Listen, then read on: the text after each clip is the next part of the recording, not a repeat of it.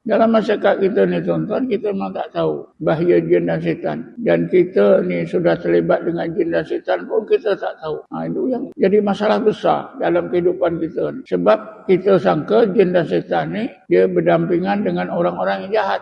Takut dengan orang-orang yang baik, yang soleh. Kebetulan pula orang jahat berpakaian seperti orang baik, berjubah, berserban, pegang tasbih, pergi masjid. Inilah yang menirukan tuan-tuan. Itulah Allah ingatkan musuh kita, setan-setan manusia. Kalau kita fikir pun susah juga, macam mana manusia boleh jadi setan? Kita tertipu pula sebab dia pakai jubah. Masyarakat kita ni tuan-tuan masa menilai dengan nilai yang tinggi, pakaian jubah, serban, pegang tasbih, pergi masjid. Memang betul, tapi bukan semuanya yang menunjukkan fenomena demikian bukan orang betul. Didalangi oleh jin dan syaitan pun ramai. Jadi ini semua mengelirukan kita. Saya ada banyak pengalaman lah ya. Ibu-ibu, bapa-bapa yang mengobatkan anak yang sakit. Di sekolah pun terkendala selalu. Bila saya tanya, rupanya keluarga pelajar ini jumpa Pak Imam, minta air penawar supaya anaknya itu terang hati, belajar mudah.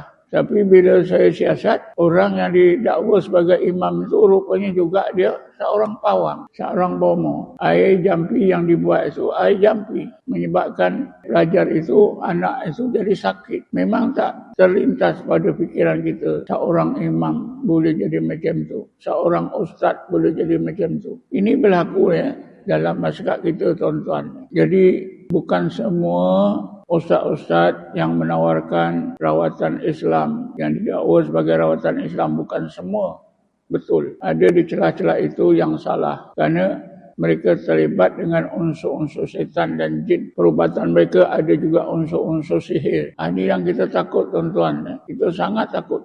Maksud saya tuan-tuan dan puan-puan, taklah kita cermat.